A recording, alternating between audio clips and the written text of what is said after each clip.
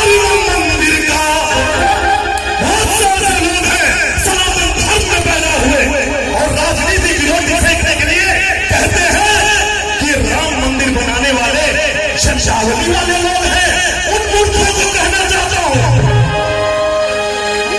सनातन धर्म है जिनका न समझे मर्म मंदिर का, उन्हीं मूर्खों